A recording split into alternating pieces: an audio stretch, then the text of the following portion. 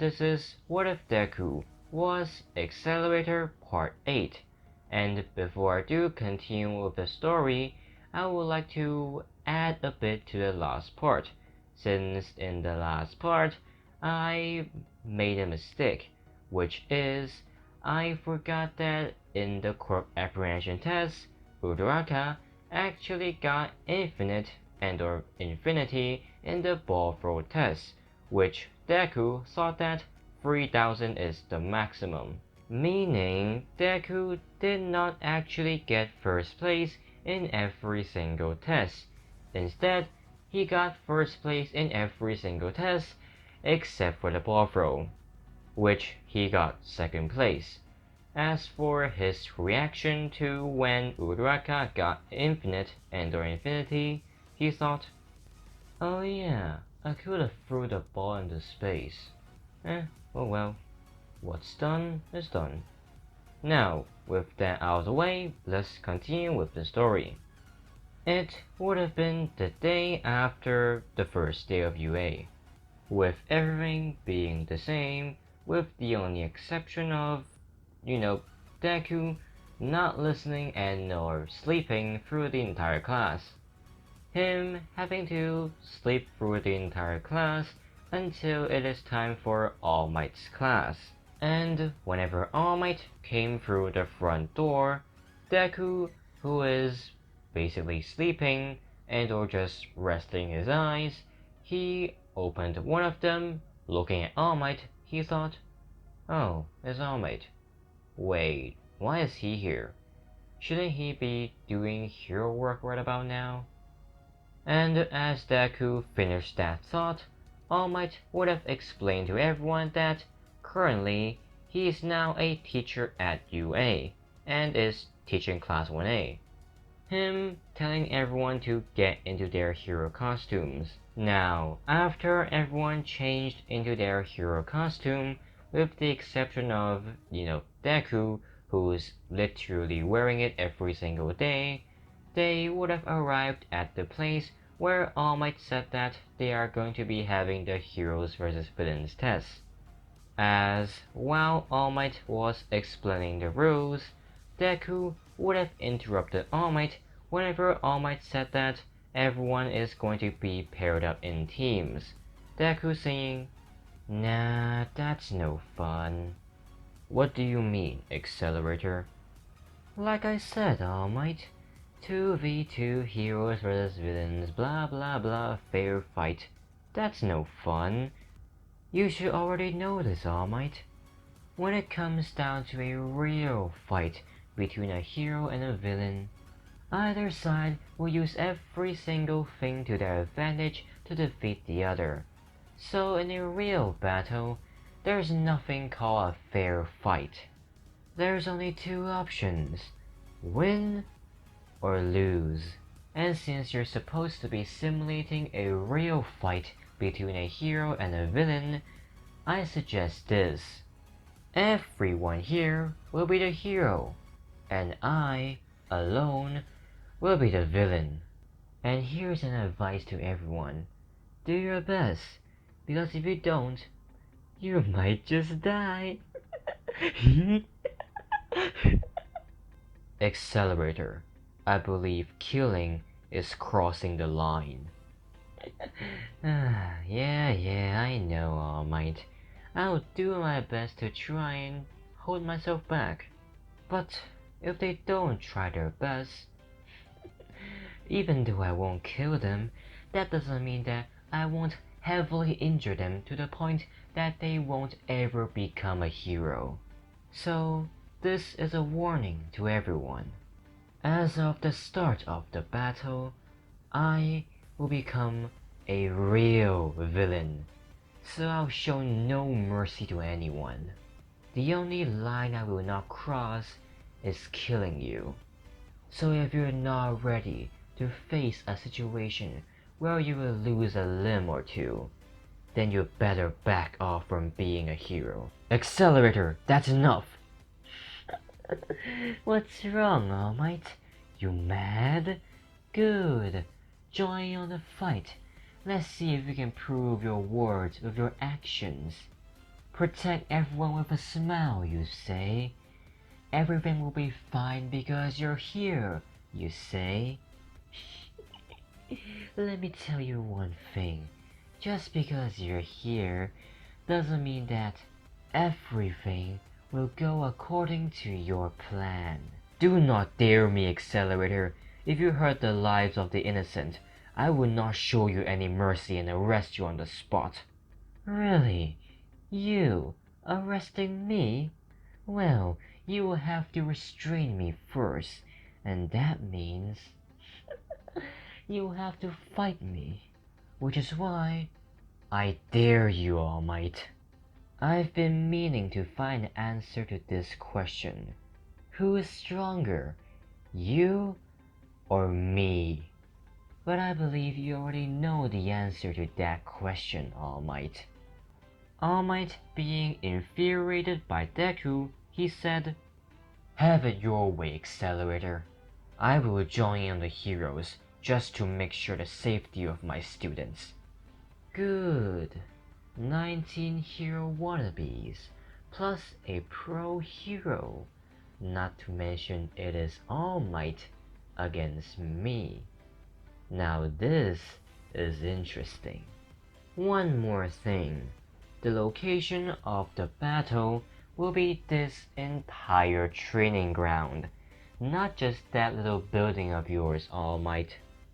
As for the rules, it's the same, but the time for your preparation will be extended to 10 minutes instead of 5. So use it wisely, because you'll need it. Now, if you don't mind me, I have a bomb to hide. With Deku grabbing onto that fake bomb, he went into the city and basically hide. Or should I say, hide the bomb. While Deku is doing that, All Might, along with the rest of Class One, would have been making up a plan to defeat Deku. Now, whenever the test is about to begin, Deku would have returned and stood right in front of everyone, him retracting his crouch and putting his right hand on his choker. Deku is readying to switch his choker into quirk mode. And just as the battle started, Deku switched his choker into quirk mode. The battle beginning with Deku smashing his right leg onto the ground and creating an earthquake. This catching everyone off guard and causing them to lose balance. Deku would have took this chance to try and take out everyone. Him going in and just giving everyone 6 simple consecutive punches. 1 for each limb, 1 for the stomach, and 1 for the face. And yes, when I say everyone, I mean everyone. That includes Momo and also All Might. As for the strength behind the attacks, let's just say compare Momo's attack to the rest of everyone, excluding All Might, it is 50% less painful, but for All Might, it is 100% more painful. Meaning if the attack for everyone excluding All Might and Momo is 1, then Momo would be 0.5 and All Might would be 2. As for how Deku hit everyone without them retaliating, it is because 1. Vector control, and 2. He, unlike Accelerator, actually learned a bit of martial arts. When, you may ask? It is when Deku thought that his quirk is only direction changing and not vector control. Basically whenever he was like 5 to 6 years old. If not until 7 actually. Now, with those 6 consecutive attacks, this actually knocked out a lot of people. The only ones that are not knocked out by Deku are number 1, All Might of course, that is Bakugo, Kirishima, and maybe Todoroki. Deku saying, more than I expected. I thought only All Might is gonna be standing. Bakugo yelling, "Hey villain, eat this!" Bakugo throwing an explosion infused with One for All. However, Deku just reflected the attack back towards Bakugo. Deku saying, "Did you not learn your lesson, Bakugo? You should already know. Long-range attacks have no effect on me. Then how about melee attacks?" Huh?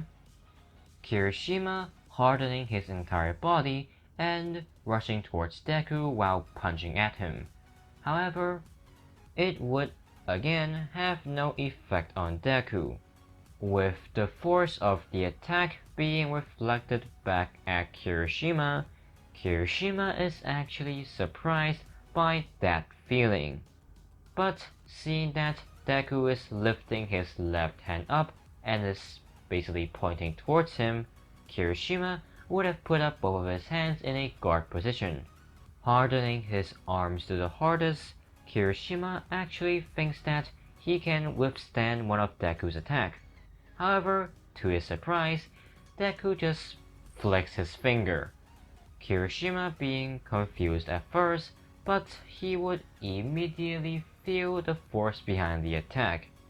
Him being sent flying away and knocked unconscious. Deku saying, "Interesting hardening quirk. It is good, I'll give you that, but it's not good enough. If you have actually trained, it would have been better." And just as Deku finished saying that, Deku would have been surrounded by ice and basically encased by it. But after a second of being encased in ice, Deku exploded out of it. Him thinking, ice. Wait, shouldn't the Todorokis be fire users? Deku looking over to Todoroki and saying, "Ice? A Todoroki using ice? Now this is the first time I'm hearing this. What happened to your fire, Todoroki? You're the son of Endeavor, right? What happened to your fire side? Or is ice your only ability? Do not mention him!" Todoroki throwing another wave of ice at Deku. However, Deku would have just waved his hand and sent a gust of wind towards Todoroki, this destroying the wave of ice and hitting Todoroki, which would have actually sent Todoroki flying away if it wasn't for him freezing half of his body into the ground. But before Todoroki can move and or react, Deku arrived in front of him and punched him in the face without using vector control. He literally just punched him in the face. Him whispering, "So ungrateful." After whispering that, Deku would have punched Todoroki again, this time using vector control, and instantly knocking out Todoroki, which only leaves two other people, which are All Might and Bakugo. Deku turning towards All Might and saying, "Well, aren't you gonna join the fun, All Might?" Like I said, I joined because I worry for my students' safety. Since you are able to control yourself, I would not need to act, meaning there's no point in fighting you. Excuses, excuses. Just admit that you're weaker than me, All Might. Bakugo yelling, "Hey, white hair, don't ignore me. I'm not done yet." Deku looking over to see that Bakugo is pointing his gauntlet at Deku, readying to pull the pin. All Might knowing what that gauntlet contains, he would have yelled, "Young Bakugo, wait!" But ignoring All Might's warning, Bakugo pulled the pin to his gauntlet, which released a wave of explosions going straight towards Deku, which got reflected back towards Bakugo. However, in the nick of time before the explosion engulfed Bakugo, All Might appeared in front of Bakugo and took the hit. And when the smoke cleared, All Might looked behind him to see if Bakugo is okay or not. But to his confusion and or to his surprise, Bakugo is nowhere to be seen, him looking around to try and find where Bakugo is, only to see that Deku is grabbing onto Bakugo by his throat, with Deku thinking, Katsuki Bakugo, your personality never changed. Even now, you're the same bastard as I remembered. The only difference is that your explosions is a bit bigger and a bit stronger. Deku whispering, pathetic. You bastard! Bakugo trying to lift up both of his hands to form an explosion, but before he can do that, Deku would have actually let go of Bakugo. With Bakugo gasping for air on the ground, Deku would have just tapped Bakugo's face with his, well, shoes. If not, just straight on kick Bakugo in the face. And using vector control, manipulating the force behind the attack to be, well, let's just say, strong enough to send Bakugo flying through 10 buildings. Which, yeah, Bakugo got knocked out after being sent through 10 buildings. Deku turning back towards All Might and saying, well, looks like you're the last one, All Might. What you gonna do now? I'll announce that you lost. Oh, really? How's that? Don't you realize that someone is missing? Deku looking over to his classmates and counting them, only to find that there are only 18 of them.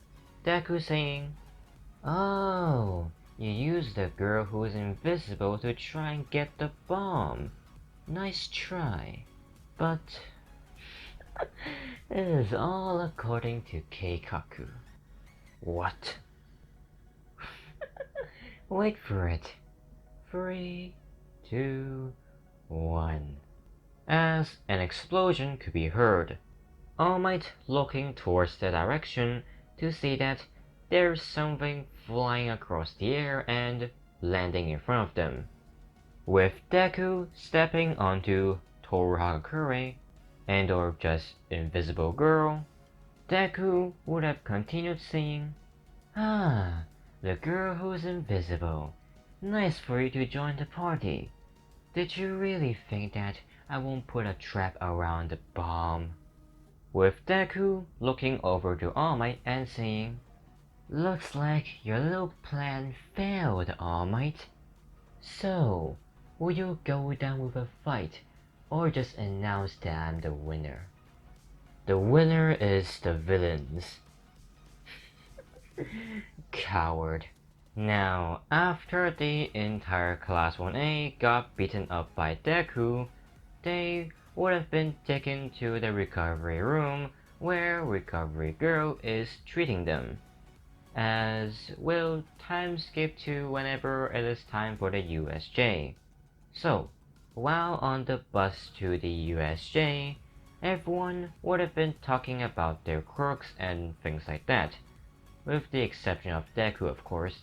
However, when they were about halfway to the USJ, Momo would have told Deku to basically be less scary, or just be less antisocial. To which Deku would have just replied with, look, I'm only here to protect you, not to be your friend. Deku looking over to Momo to see that she's basically using puppy eyes to try and convince Deku, he would have said, fine, what do you want me to do? How about you join on the topic and explain your quirk? How annoying. With Momo telling everyone to stop talking and let Deku talk, Deku would have told everyone that His quirk is vector control, and it revolves around calculations. As for the definition of vectors, go Google it yourself. After that, he asked everyone if they have any questions. To which, let's say, Asui asked Deku about his crouch and that choker around his neck. Deku just saying, has injuries. Next. Ida asking, why is your personality like this? Huh? What does that have to do with my quirk? It doesn't, I'm just questioning you.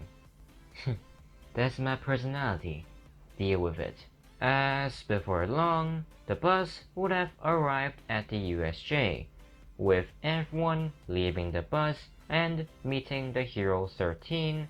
She would start to explain and or lecture everyone about the use of their quirks and or quirk. However, Deku, of course not listening, he would just walk into the USJ alone. And when he did, he noticed that something is off. With the rest of Class 1A arriving inside the USJ and joining Deku, Deku would tell everyone to stay on guard and that something is off, which confused everyone. Aizawa asking, what are you on about, Accelerator? We're in UA, the top school in Japan. So what do you mean you feel like something is off? Like I said, I felt like something is wrong, so I told you. It is your choice to believe me or not to believe me. But I've already warned you. So if something happened and caught you off guard, don't blame me. Deku just joined the rest of the group and standing right next to Momo, saying, when I give you the signal, get out of the USJ. Why? What's going on? They're coming. Who? Villains. Just then, a portal would have opened in the middle of the USJ, with villains swarming off the portal. Deku saying, Momo, now get out of here. No, if I want to be a hero, I need to get stronger, so I'll stay and fight. My first priority is your safety, Momo Yairozu. So either you get out of here yourself, or I'll force you to get out of here. No, I will stay and fight, and you will help me. Sometimes you're as dumb as everyone around you, you know? Fine. Deku turning his head towards Aizawa, he would notice that Aizawa is gearing up to go and fight every single villain down there, as when he was about to jump and go and fight them, Deku would have used vector control to basically pull Aizawa back and towards himself. Aizawa being confused, saying, what are you doing, Accelerator? We need a distraction so that everyone can leave. And whose plans was that? I got no time to argue with you, Accelerator. If you don't want to help, then leave. Sorry, Razorhead. Change of plans. You will stay here and protect everyone in Class 1A, and I will be the distraction. I'm not suggesting this as a student. I'm ordering you as someone that is stronger than you. Now go and do your job. Deku, after saying that, he would slowly walk down the stairs and, well, laughing. This confusing most if not every single villain there, since this student is laughing like a crazy bastard. Or should I say, someone who is laughing like he had just gone insane. As when Deku arrived in front of every single villain, they would notice that Deku is, well, Accelerator, meaning that they're screwed. Well then, villain, let's have some fun, shall we? Him switching his choker into quirk mode without retracting his crouch. Just as he did, the ground would start to shake, which caused most if not every single villain there to realize that this kid is actually the real Accelerator. And, well, they are now panicking like there's no tomorrow because they just angered someone who can literally turn you into nothing. Or should I say, kill you with just a touch. Deku saying, "What's wrong? You scared? Oh, don't be. The fun is just starting, you know." As Deku would literally start ripping apart villains. Well, to the point that they won't die, that is. However, after killing like 10 villains consecutively, Shigaraki would have ordered the Nomu to, well, kill Deku, which it sort of does by rushing at Deku. It throwing a punch straight at Deku's face, but just like usual, it would have been reflected back at the Nomu. However, unlike usual, it had no effect on the Nomu, only causing it to stop for like half a second. With it continuing to throw punches at Deku, Deku would start to think, so this is the secret weapon of All for One? Well, it's too weak. Deku finally retracting his crouch and throwing out his right arm to punch at the Nomu's face, which, to the shock of Shigaraki, actually sent the Nomu flying away. However, to Deku's surprise, there actually isn't any blood. Him thinking, no blood. I guess this is sort of a counter to my quirk, I guess. However, he forgot about one thing. The Nomu being barely able to get back up, it would have rushed towards Deku and trying to kill him. However, this would not be effective since Deku just reflected every single punch back at the Nomu. Deku putting his hand on the Nomu's chest and saying, "Hey, villains! Ever heard of bioelectricity?" As Deku would basically, literally, electrocute the Nomu from the inside out, causing the Nomu to be brain dead, which, of course, kills the Nomu. However, the Nomu would actually die standing, which caused Shigaraki to be confused, saying, "Nomu, kill that bastard already!" However, just as Shigaraki yelled that, Deku would have appeared in front of Shigaraki, him saying, "Why hello there, leader of the villains." Him grabbing onto Shigaraki's neck while squeezing it, he would whisper, "Say hi to All for One for me. Tell him that you angered Accelerator by being in his way. Now he's coming for you." Shigaraki being confused as to why Deku knows about All for One, he would have asked, "Who are you?" "That doesn't concern you, Tomura. Just relay the message, third string." As Deku would have thrown Shigaraki across the area and or the battlefield, with Shigaraki having to crash into a wall.